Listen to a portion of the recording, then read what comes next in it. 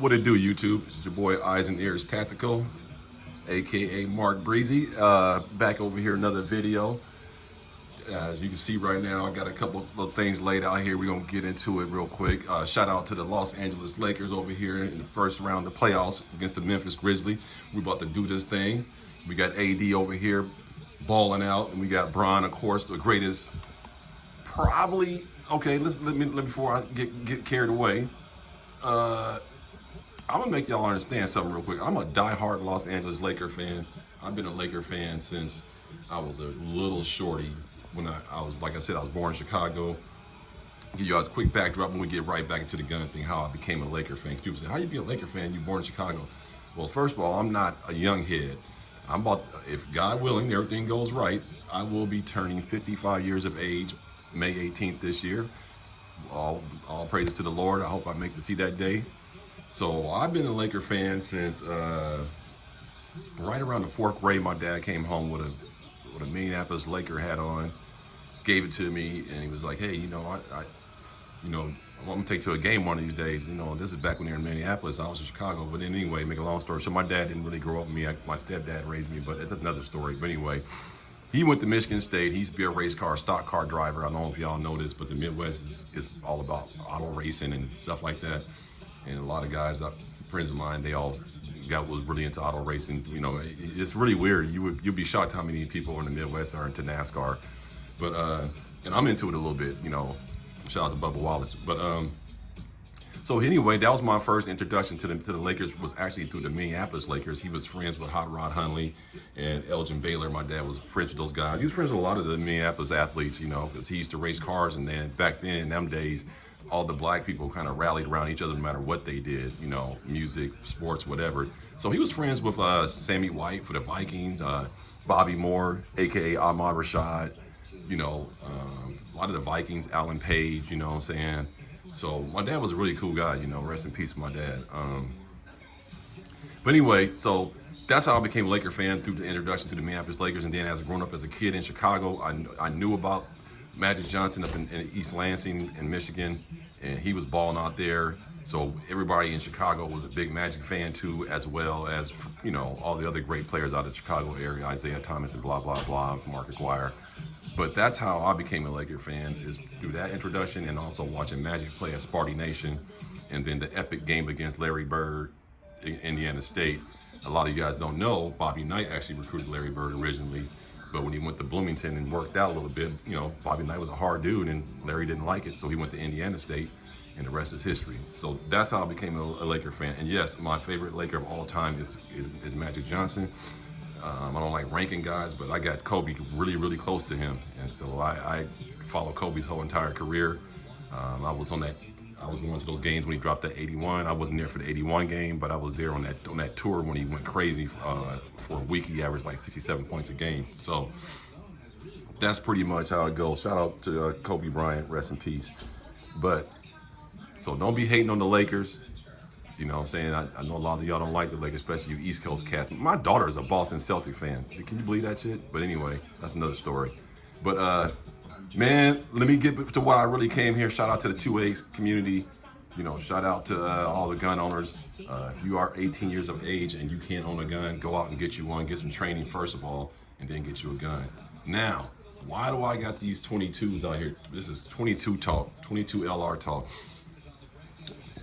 This is my M&P 1522. Okay. Now, I love this rifle. Now, this is the optic I was telling you I took off the KSG Dagger Defense, veteran-owned, U.S.-made product. I just buy a little stuff in the mirror now and then. They don't, they're not inferior products, but they're not like top of the line. But I support them because they're U.S. veterans, and they create their own company. And so I bought that stuff. And I will be taking this off. I got another one coming, but someone gave me that. But this right here, I bought this because it's in the same profile as the AR-15, so you can practice in that same platform, mag pull, flip up sights, all that stuff. That's all good. So that's the reason behind it. And this is unloaded, YouTube. I'm not gonna take the mag out. They be tripping, so I'm gonna leave it like this. It's got a little light there, but that's one of my 22s. And here's the other one, GSG 16. Got the nice little optic on there. Fiachi, I think, yeah. A little small, light, nothing special. 22, M&P style, collapsible stock right there. And that's the little shorty mag. You get the shorties and you got the longs. I ain't gonna take it out. That's the long ones. So that's this other 22, nice pig rail. Very nice little budget 22. Both of these are budget 22. This is only around, I don't know, in the free world, they probably like, I don't know, in California, I think they're 315, so I don't know what they are anywhere else. Can't be too much more than that. That's about as low as I'm gonna get. And I put that talent on myself, as you can see. I built that myself with pieces of talent. It's kind of coming off, kind of have to redo this at some point, but just give it some more grip texture, ambidextrous, safety, all that. Very nice, fun planker. My wife loves this one right here. Okay, so, and then you got GSG 1911-22.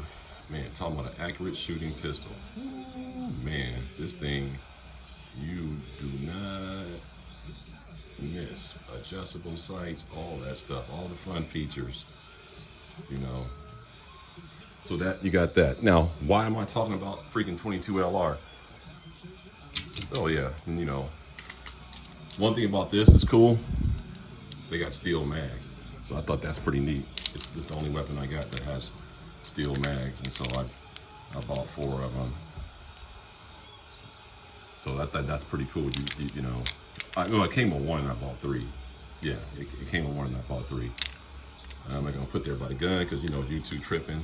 So got 4 of those, and then for the GSG, I got 2 of these and 1 of those. That's it. That's all I got. And then for the M&P, I got 2 of these. Okay, I got this Freedom Week a while back, so if HCF you watching, yep, Freedom Week. We used to have Freedom Week. I don't know what y'all know. In California, y'all probably never heard this in a free state, but in California, they used to have this thing called Freedom Week, where you could buy high max capacity mags and stuff, and they took it away. So a lot of us are grandfathered in with a few mags that we have, and this is grandfathered in because I got it in Freedom Week. So there's some people there, you'll hear California here, like, oh, I got this Freedom Week, and that's basically what Freedom Week is. And then I got, they don't do it no more though, but I got 3 of these shorties. So quite a, you know, I like to have at least 100 rounds to be able to load up and go to range with 22. So that's why you need so many mags in California. It sucks because you got to have a hell of them, you know, just to get, whereas even in free world, you can have 4 or 5 of these 22s or a drum, whatever, make it more pleasurable. But you got to work around the rules, man. You know, it's not the end of the world. I mean, if people get mad at rules, yeah, some of them are stupid, man, but as a coach, man, I ain't gonna be honest with you. I think kids need to understand that shit doesn't always go your way, and you just gotta play by the rules. The minute we start telling kids fuck rules and do whatever you want, man, we're gonna be in fucking a world of trouble. So even if they're stupid rules, they're rules. Now I'm speaking primarily from a perspective of classroom, sports, you know, things of that. Now I'm not talking about like deep politics rules. We know all them cats is corrupt, but we talking about stuff that young people need to understand, that you just can't always have your way, and rules are in place for a reason. Some are stupid, but they're rules. So now back to why I really brought these out. I'm just trying to, it's not gonna be a super long video, but I want to just get, I was at the range the other day. No, I wasn't at the range. That was my daughter's softball game yesterday. And then I sat on the opponent's side of the field because it was a shitty field they had us playing. It was a tournament, and they gave us the crappy field. So that our dugout side had no bleachers, nothing. Just, you know. So my wife said, "Hey," I was in the car, and she said, "Bring the chairs because we ain't got no they ain't got no bleachers." So I brought the 2 chairs, and so the other team we were playing against was on the other side. And so we sat there because we knew some people that was on our teams over there anyway because they had a bleacher, but the traveling team was not from San Diego. The tournament was held in San Diego in Chula Vista, but we had teams coming all the way out from Arizona and teams coming from Imperial Valley, which is going toward Yuma, Arizona. It's about an hour and a half, 40 minutes out. El Centro, it's about an hour and a half or 2 hours out of San Diego, and it's an hour away from Yuma, Arizona. So El Centro, that's why I called it El Centro, the center, because it's a middle point between San Diego and Yuma, Arizona. So a lot of people go out there for cheaper rent, but they got to drive all the way in to San Diego for work. I work with a guy who lives out there. His name is Chip, and we're gonna be doing some tactical shooting this summer, and he lives in El Centro. So we're gonna be going out to the desert. That's where all the open range is, where you can be free at. So Anyway, so these gentlemen were talking behind me. I heard them talking. You know how we are, people. You know how we are, gun community. You know how we are. So I heard them say something, talking about shooting. You know, my antenna went up. I'm like, oh, okay, all right. Well, I'm here to let me see what they're talking about. So anyway, make a long story short, dude was talking about, hey, there was a competition this weekend, a shooting competition in Yuma, Arizona, and they do it annually. So I got the drop on that. I'm going to have to look into that. But they do it every year, and they have all these different categories and stuff. So this guy was telling me that one of their buddies was out there in the 22 LR competition, and guess what, guys? That dude hit still 400 yards away with a 22 LR rifle. I ain't know what rifle was, but it wasn't nothing special. I think he said it was a Ruger or something like that, 22 LR. It don't matter, but that just goes to show that these things are lethal. Man, you don't let nobody, people think like, oh man, little 22 LR bullet. Oh man, little 22 LR bullet. Man, this thing will lay you down. That's a hollow point right there. Man, this thing will kill you. This little thing, this projectile will kill you. This is coming out of a high velocity firearm. Any of these firearms, this bullet shooting out of will kill you. This will lay you down, man. And then if it doesn't, multiple of them will. But more than likely with good shot placement in an organ, you're going down. That's why a lot of criminals carry they carry. You'd be surprised how many bad guys on the street carry this cartridge, this type, because it's small, it's compact, and you can basically kill someone in close quarters with this round. You don't need a 9mm. You don't need a big ass 45 when you standing 2 feet away from somebody. Now this will get it done too, but this will get it done too. I mean, look at the difference. And people think that this is not lethal. Man, are you crazy? This is fucking totally lethal. When you go buy a 22 LR rifle or pistol, on the box it says high velocity. And it's a reason why it's high velocity. So that irritates me a lot when I hear people, but mainly not really good gun tuber people, but just people in general. 22, man, I don't know about 22. What do you mean you don't know about 22? Why don't you go step in front of one real quick and show us how it's not a lethal projectile. That's one thing you don't hear people saying, like, oh man, I shot myself in the foot with a 22. It didn't even hurt. You ain't never heard nobody in the history of Earth say that they got shot by a 22 and it didn't hurt, because most people died. That's why you don't hear those crazy conversations like that. So I thought that was fascinating. This guy hit still 400 yards down range with a 22, and they were all talking about, you know, how you can get the 22 down range. I guess you aim high. So you aim high, and then by the time as the bullet's traveling, it's descending. And so he said he was just lobbing them in. Tink, tink. And I was like, man, I wish I saw the video. The dude said he has the video. He's gonna like my YouTube channel, and then I'm gonna hit him up for the video later. I haven't got around to him. He gonna send it to me. But yeah, man, 400 yards down range with a 22 LR round. It's no cap, man. This is real talk. I ain't making this shit up. Dude was telling the story. It ain't even my story. I just overheard the story, and I completely believe it because there's no reason to lie. But I'm sure you guys out there got some crazy stories with 22 LR. So hey, in the comments, tell me a story about the 22 LR. Let me know what you think about this caliber. You know, do you agree that this is a high velocity cartridge and it can kill you? One shot can kill you. I believe so. I totally believe this is lethal. So when people say, oh, don't have 22 LR for home defense, I think what they're saying is the bad guys, if they intrude in your home, they're not going to be having probably, if home invasions, I'm not even going to guess. I know for a fact that if someone's doing a home invasion, they're not going to be coming in your home with a 22 LR. Now that's a fact. That part is straight fact. That ain't even no cap right there. The bad guys are not going to come in with a 22 LR to try to take your life or your property and do some harm to your family. They are not going to come in with a 22 LR. I repeat, home invaders will not come in with a 22 LR. They're coming in with 7.62 by 39, 5.56, 9mm, 45 ACP. They're coming in with all that. FN 5.7. These are street goons. They're idiots. They don't care about backdrops and, you know, wall penetration. No, they're coming in with lethal weapons to take you out. So no, I do not suggest 22 LR as home defense. But if this is all you have, then have at it. make sure you buy a decent 22 LR that's not known to jam. Zero jams hardly, unless I use cheap ammo. I only use CCI ammo. 1 second on that, actually. I only use CCI. It's a good ammo.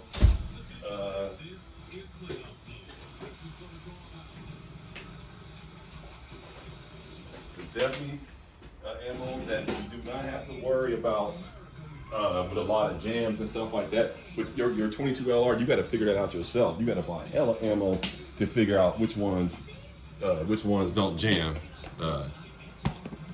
You got to figure out yourself on what ammo is going to work best. So I got a couple examples. So I use this mainly, the Varmint. That's the hollow points. And then you got, this Target. Okay, so this is how CCI does their ammo, in case you ain't familiar. So they got a whole series. And how you know the series is gonna say right here. Target, that's just ball tip. You can see it's just ball full. And then this is Jagged Hollow Point, the Varmint. And then they got Stinger, and they got a couple other models. So when you buy it, make sure you're paying attention. You know, it says it right here, you know, but people don't read. Hollow Point right here, and it says Mini Mag right here, 22 LR. So this is round nose, says it right here, hollow point right there. So make sure you're reading that when you buy these. But this stuff runs great with my 22s. That's my go-to. I don't care for what the price is. I'm always buying that. I don't rotate 22 LR ammunition through my pistols. I stick with this because it doesn't jam. Now this one works good too. This is 40 grain, but my 22s work better on 36 grain, that you see right there. That's the optimum. This is 40. It works good, but it really runs super great with the 36 grain. This is 40 grain, and this Super X is good too. So this the ones that run great on my 22s. And I always keep 1,000 or so laying around. I don't know what I got. This is 222, 222, 100, 100. So that's 400, 500, 600. What I got, 700, 800.